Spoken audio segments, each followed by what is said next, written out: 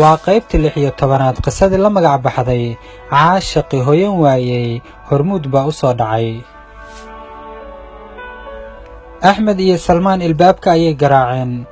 shakhsi aysan filanayn ayaa iridda ka furay, waana muxudiin. muxudiin aad ayuu uga naxay aragtida axmed, sidii qof malagiisii arka ayuu indhaha caddeeyey, hadalkii ayaana ku dhegay.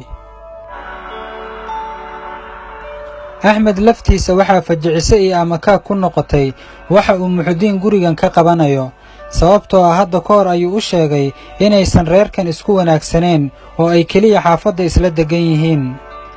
axmed wuxuu doonayay inuu salaamo saaxiibkii maadaama aysan muddo is arkin, balse muxudiin weji ka duwan kii lagu yaqiina ayuu tusay oo si yasmala ayuu u eegay.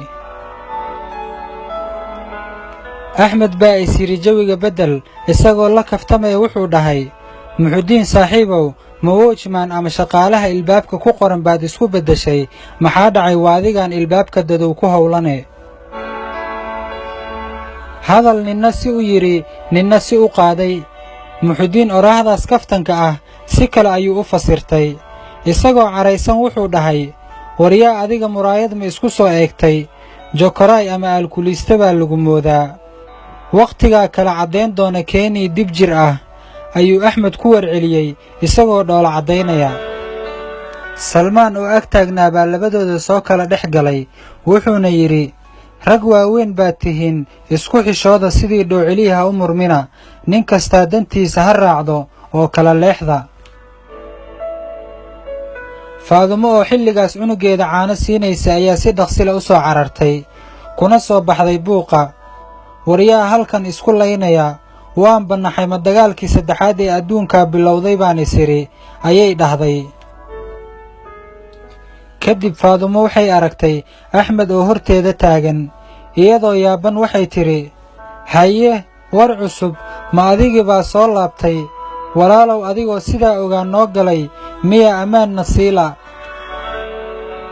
axmed wuxuu faadumo u hayaa xushmad ballaaran, waayo waxay la dhalatay gabadha uu mustaqbalka ka rabo. wuxuu awoodi waayey inuu jawaab ku celiyo, balse salmaan oo dhinac taagnaa baa u dulqaadan waayey hadallada kulkulul ee aan ka fiirsiga lahayn ee sidii gantaallada axmed loogu soo tuurayo. intuu axmed iska leexiyey ayuu faadumo horteeda istaagay, wuxuuna dhahay, bal wax iskula har oo u kaadi walaalay.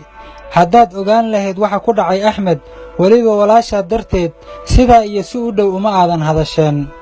kadib salmaan wuxuu kor u qaaday shaarkii axmed uu sitay, wuxuuna faadumo tusiyey bartii axmed tooreyda looga dhuftay oo aan weli bogsan.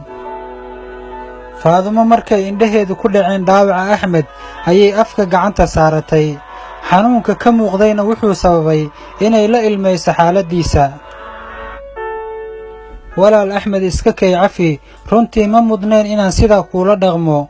waa caadi walaal, waa imtixaanka caashaqa qayb ka mid ah oo aan dhedhamiyey, ayuu axmed ku jawaabay. qufac iyo jacaylba ma qarsoomaane, faadumo waxay xaqiijisatay jacaylka uu axmed u qabo walaasheed hani, iyo sida uu diyaarka ugu yahay inuu naftiisa u huro. walaal maxaad inooga qarsatay dhaawacaaga, mise agtaada shisheeye ayaan ka noqonnay? ayay weyddiisay. kadib salmaan wuxuu uga sheekeeyey faadumo dhibaatadii qabsatay habeenkii ay damceen inay soo aadaan soodsii. intaa kadib muxudiin oo xaalku ku xun yahay ayaa ka cudur daartay warbixintii beenta ahayd uu saaxiibkiis axmed ka bixiyey. walaalayaalow maqaldamo waa ilaahay, anigana ha la isaamaxo. damacaygu wuxuu ahaa inaan hani guursado oo ay Maraykanka i geyso. axmed saaxiib, runtii jaceylkaaga waad u dhabar adeegtay, waxaadna muujisay inaad halgan kasta u geli karto inaad ilaaliso hani, ee fadlan iga raali noqo, ayuu soo jeediyey muxudiin. axmed oo ahaa wiil nolosha wax ka fahansan ayaa aqbala codsiyada loo soo jeediyey. dhammaantoodna waxay isku raaceen in la taageero jacaylka dhabta ah ee axmed iyo hani ka dhexeeya. qisadan la magac baxday caashaqi hooyan waaye hormuud baa u soo dhacay oo ah mid dhab ah, waxaa xuquuqdeeda leh, faafin kara, mas'uuliyaddeedana qaadi kara axmed cabdikariim waaye arag. beejkan ku taxnaa oo like saar qisadan oo sii socotana ka bogasho wacan.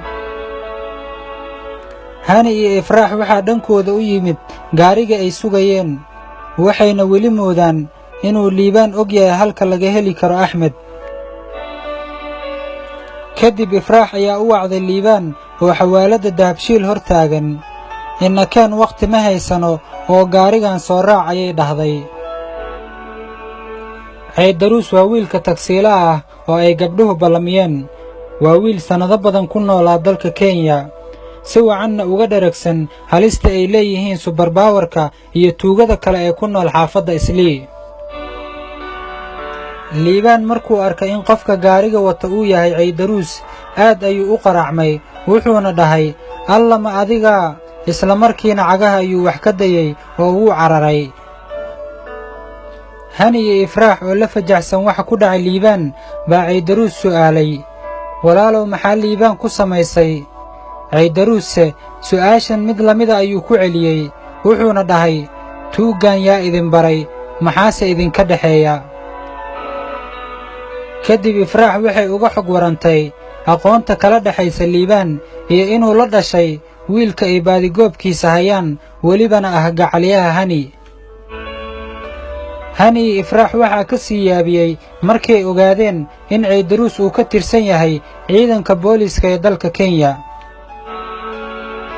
caydaruus wuxuu gabdhihii u kaxeeyey saldhigga Bangani Police Station isagoo doonaya in baaris lagu sameeyo, wuxuuna uga shakisnaa inay si dhow ula shaqeeyaan burcadda Islii. dabagal dheer kadib waxay hani tustay booliiska sharcigeeda Ameerikaanka ee green cardka, halka ifraax ay haysato baasaboor Kenyaan ah, sidaas ayayna xuriyaddoodii dib ugu heleen. in yar kadib hani taleefankeeda ayaa soo dhacay, walaasheed Faadumo ayaana soo wacday. abbaaya taleefankaaga waan ku soo daalay ee maxaa ku helay ayay weydiisay. abbaaya dabka ayaa iga bakhtiyey ayay hani ku dhahday, iyadoo ka qarisay walaasheed inay saldhigga ku xirnayd dhowr saacadood. faadumo waxay kula ballantay axmed inuu gurigeeda yimaado markay soo wacdo, iyadoo doonaysay inay kadis uga dhigto hani akhbaarta axmed, si qurux badanna ay labadooda isku arkaan. waayahay haniyey, goormaad xaafadda imaanaysaa? arrin kaa farxin doonta ayaan kuu hayaaye ayay dhahday. hani oo u haysatay inay walaasheed ka soo horjeeddo jaceylkeeda ayaa tidhi, abbaayo hore ayaan kuugu sheegay, diyaaraddii aan soo raaci lahaa weli lama hagaajin, isbuuc kale ayaan eldoret sii joogayaa. intaa markay hadalka marsiinayso waxaa Faadumo ka soo fakatay, waa arrin axmed ku saabsan. hani dhagaheeda markay intaa ku dhibceen ayuu dareenkeedii isbeddelay, waxayna la soo boodday, yaah alla abbaayo, dhab miyay kaa tahay? anigaba eldoret ma joogo, nairobi ayaan kula joogaa. la soco qaybaha kale. qaybtanse maxaan ka baran karnaa? hadduu jiro saaxiib qaas oo aad jeceshahay inuu la socdo qisadan, halkan uga wac oo menshan dheh. had iyo jeer ku xirnow sheekooyinka iyo muuqaalada wanaagsan uu soo bandhigayo beejka Axmed Cabdikariim waaye arag, siina shargarey.